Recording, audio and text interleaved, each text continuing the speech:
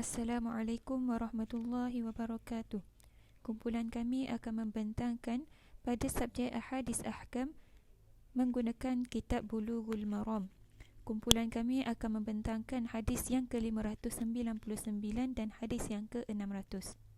Kumpulan kami terdiri daripada dua orang, iaitu Nur Haja binti Muhammad Rani 061463 dan Nurul Amrina Sakinah binti Muhammad Fauzi 059303. Jadi untuk hadis yang pertama adalah tentang pembahagian zakat.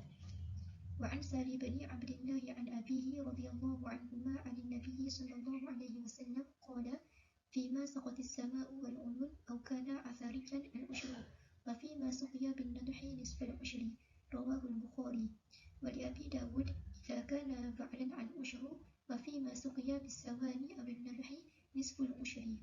Maksudnya daripada Salim ibnu Abdullah daripada bapanya daripada Nabi Muhammad sallallahu alaihi wasallam, baginda bersabda, tanaman yang diairi oleh hujan dan mata air atau yang mendapat air daripada saliran atau melalui akarnya hendaklah dikeluarkan zakatnya sebanyak 1/10. Tanaman yang diairi dengan penimba hendaklah dikeluarkan 1/20. Diriwayatkan oleh Al-Bukhari. Menurut riwayat Abu Dawud, apabila tanaman yang menyerap air dari tanah, maka zakatnya adalah 1/10, dan tanaman yang disirami dengan menggunakan tenaga unta atau alat penyiram, maka zakatnya 1/20.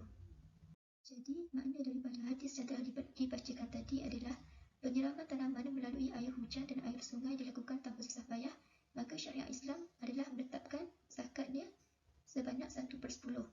Manakala penyiraman tanaman menggunakan alat penyiraman memerlukan jerih payah dan usaha tambahan, maka syariat Islam mengurangi sebahagian zakat yang wajib ditunaikan, iaitu dengan menetapkan zakatnya hanya 1/20.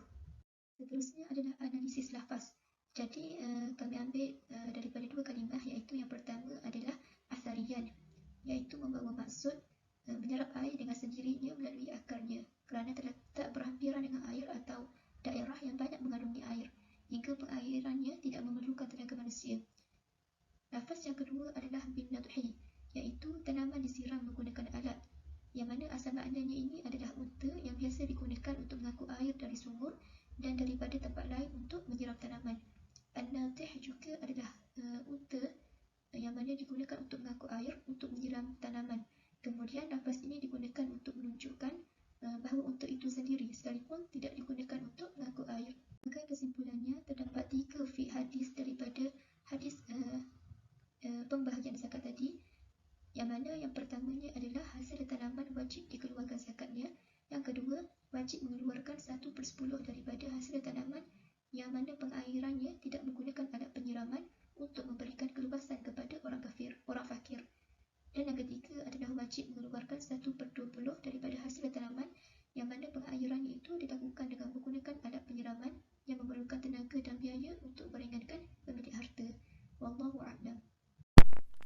Seterusnya, hadis yang ke-600. An Abi Musa al-Ash'ari wa Mu'az radhiyallahu anhuma anna an-nabiy sallallahu alaihi wasallam qala lahumā la ta'khudha fi as-sadaqati illa min hadhihi al-asnafi arba'ati asy-syi'ri wal-hintati waz-zabaybi wat-tamri. Rawahu at-Tabrani wal-Hakim. Walid-Daraqutni wal-Hakim 'an Mu'az qala wa amma al-kitha'u wa bittikhu wa rummanu wa qasabu faqad afa anhu Rasulullah sallallahu alaihi wasallam wa isnaduhu dhaif. Daripada hadis yang ke-600 ini, yang membawa maksud daripada Abu Musa al-Ash'ari radhiyallahu anhu dan Mu'az ibnu Jabal radhiyallahu anhu bahawa Nabi Muhammad sallallahu alaihi wasallam bersabda kepada mereka, janganlah kamu menguntit zakat kecuali daripada 4 jenis tanaman, iaitu barli, gandum, anggur kering dan buah kurma. Hadis ini diriwayatkan oleh At-Tabrani dan Al-Hakim. Manakala menurut riwayat Ad-Daraqutni daripada Mu'az bin Jabal radhiyallahu anhu, disebutkan bahawa Mu'az radhiyallahu anhu berkata, jambu, tembikai, delima dan tebu, Rasulullah sallallahu alaihi wasallam telah memaafkannya. Hadis ini sanadnya dhaif. Maksud daripada kedua-dua hadis tersebut, Dahulu Rasulullah SAW selalu mengutuskan sahabatnya untuk menyebarkan dakwah Islam dan mengajarkan hukum hakam agama. Pada ketika itu Rasulullah SAW telah mengutuskan Abu Musa dan Muaz ke negeri Yaman sebagai dai dan pengutip zakat. Kemudian baginda membekalkan mereka berdua dengan nasihat, antaranya dengan masalah zakat, iaitu pada hadis, janganlah kamu mengutip zakat kecuali daripada 4 jenis tanaman, iaitu barley, gandum, anggur kering dan kurma. Rasulullah mengkhususkan 4 jenis tanaman pada ketika itu. Kemungkinan pada ketika itu jenis tanaman lain tidak dijumpai di tempat tersebut.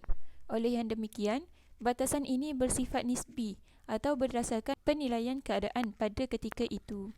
Kemudian para ulama memasukkan beberapa jenis buah-buahan selain daripada 4 jenis tersebut sekiranya buah tersebut boleh dijadikan sebagai makanan asas. Ini termasuk dalam kias jali, sebagaimana ulama yang memandang keumuman pada wajibnya zakat pada setiap hasil yang ditumbuhkan oleh bumi, termasuk pula sayur-sayuran dengan berlandaskan kepada keumuman makna hadis yang mengatakan tanaman yang diairi oleh hujan maka zakatnya 1/10. Seterusnya, isnadul hadis. Hadis yang pertama iaitu hadis Abu Musa al-Ash'ari dan Muaz radhiyallahu anhu. Hadis ini merupakan hadis hasan dan hadis ini diriwayatkan oleh Daruqutni dan Al-Hakim. Mereka berkata sanad hadis ini adalah sahih. Manakala hadis yang kedua iaitu hadis Muaz daripada Daruqutni dan Al-Hakim, ia mengatakan bahawa hadis ini dhaif. Dikatakan oleh Al-Tahrish, hadis ini diriwayatkan oleh Daruqutni dan Baihaqi dari hadis Muaz, dan di dalam sanadnya ada yang terputus antara Musa bin Talha dan Muaz bin Jabal.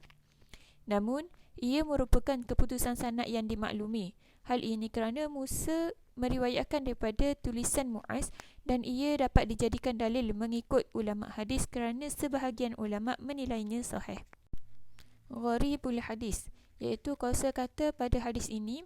Yang pertama ialah al-khitha'u, iaitu sejenis mentimun, dan yang kedua al-qasbu, iaitu tanaman yang batangnya berbentuk paip, antaranya seperti tebu. Seterusnya, pandangan ulama mengenai hadis zakat ini. Yang pertama, Imam Syafi'i dan Imam Malik, mereka berpendapat bahawa zakat diwajibkan pada sesuatu tumbuhan yang tumbuh daripada bumi apabila jumlahnya mencapai nisab dan dapat dijadikan makanan asas. Ia berdasarkan dalil iaitu tidak ada zakat pada kurma yang kurang daripada 5 wasak dan tidak ada zakat pada biji-bijian yang kurang daripada 5 wasak. Yang kedua iaitu daripada Imam Ahmad. Beliau mengatakan bahawa zakat diwajibkan ke atas sesuatu yang boleh ditimbang, mampu bertahan dan dapat dikeringkan, termasuklah tanaman yang biasa ditanam manusia yang berupa biji-bijian dan buah-buahan, sama ada tanaman tersebut dijadikan makanan asas ataupun tidak. Dan yang ketiga iaitu Imam Abu Hanifah. Beliau berpendapat bahawa zakat diwajibkan pada segala sesuatu yang tumbuh daripada bumi.